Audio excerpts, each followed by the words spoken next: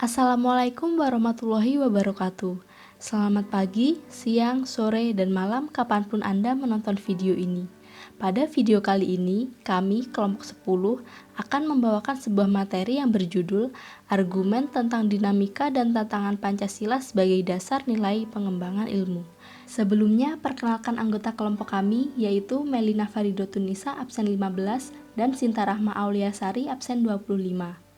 Nah, langsung saja kita ke materi yang pertama, yaitu argumen tentang dinamika Pancasila sebagai dasar pengembangan ilmu.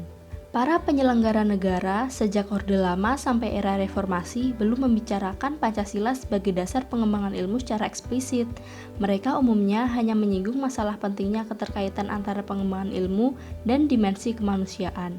Namun, kaum intelektual di beberapa perguruan tinggi, khususnya Universitas Gadjah Mada, telah memberikan perhatiannya lebih khusus dan eksplisit atas kajian tentang Pancasila sebagai dasar pengembangan ilmu ini.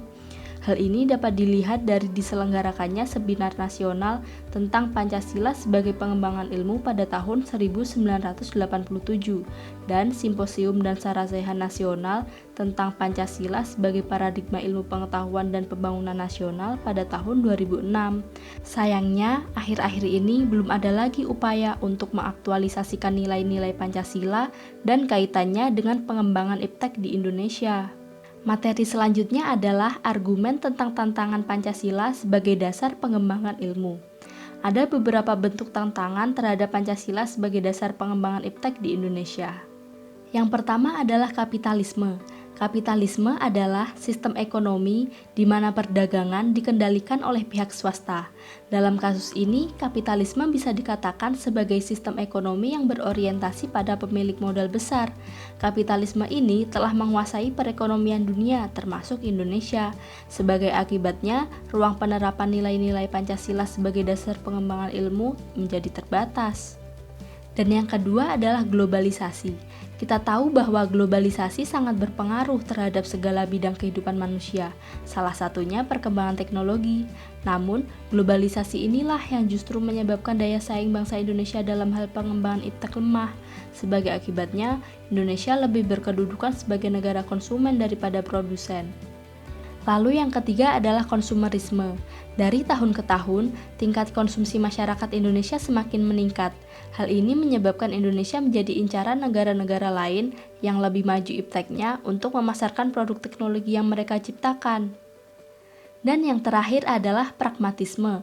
Pragmatisme ini adalah suatu sikap, metode, dan filsafat yang berorientasi pada 3 ciri, yaitu keberhasilan, kepuasan, dan hasil. Sikap pragmatis ini mewarnai perilaku kehidupan sebagian besar masyarakat Indonesia. Contohnya, kejujuran mengalahkan kecurangan, karena orientasinya hanya pada hasil saja.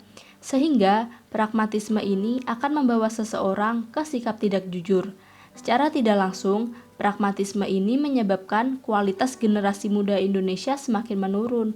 Hal inilah yang mendasari mengapa pragmatisme ini menjadi tantangan dalam perkembangan iptek di Indonesia. Materi ketiga yaitu esensi Pancasila sebagai dasar nilai pengembangan ilmu. Hakikat Pancasila sebagai dasar nilai pengembangan ilmu pengetahuan dan teknologi dikemukakan oleh Profesor Wahyudi Setiawan dalam simposium dan sarasehan Pancasila sebagai paradigma ilmu pengetahuan dan pembangunan bangsa. Sila pertama, ketuhanan yang Maha Esa. Sila ini memberikan kesadaran bahwa manusia hidup di dunia ibarat sedang menempuh ujian, dan hasil ujian tersebut akan menentukan kehidupannya yang abadi di akhirat nanti.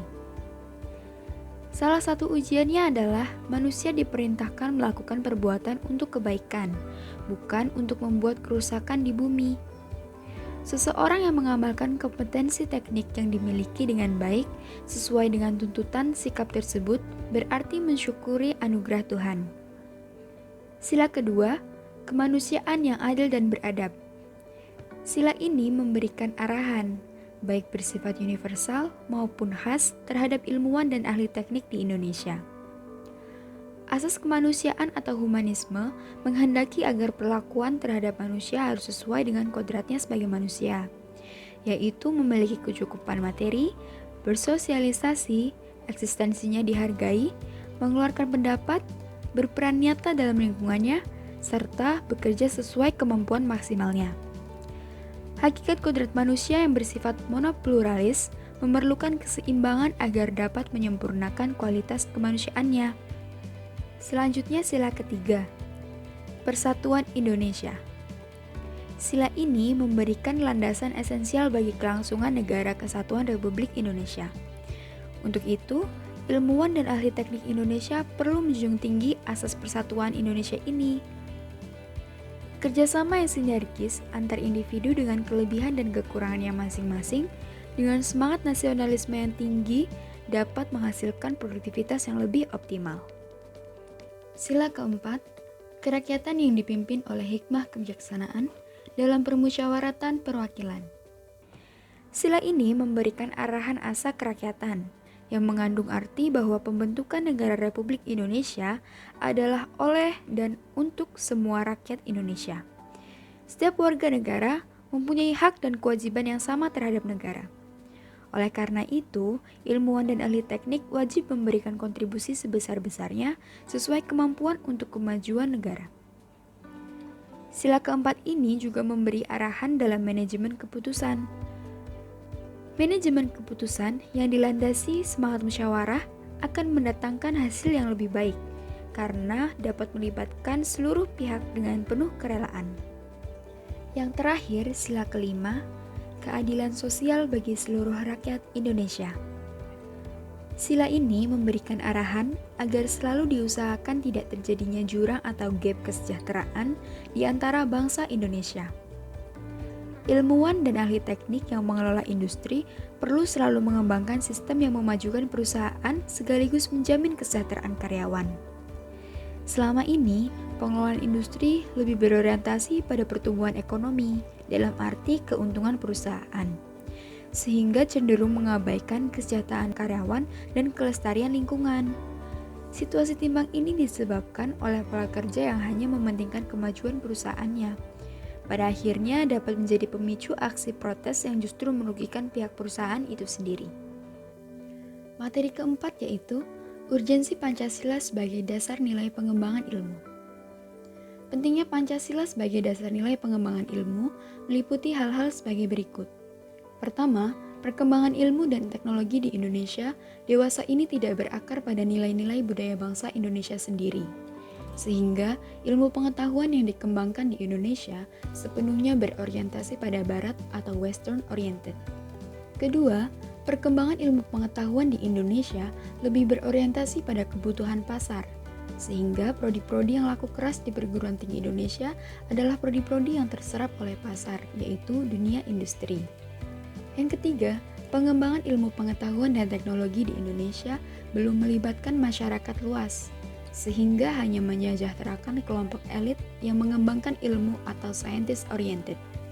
Berdasarkan hal-hal tersebut, Pancasila ini penting sebagai dasar nilai pengembangan ilmu, sehingga perkembangan ilmu dan teknologi di Indonesia dapat lebih berorientasi pada ilmu dan budaya Indonesia sendiri. Demikian presentasi dari kelompok 10, tiada gading yang tak retak. Begitu pula presentasi kami. Kurang lebihnya mohon maaf, semoga ilmu yang didapatkan bermanfaat. Terima kasih. Wassalamualaikum warahmatullahi wabarakatuh. Salam Pancasila.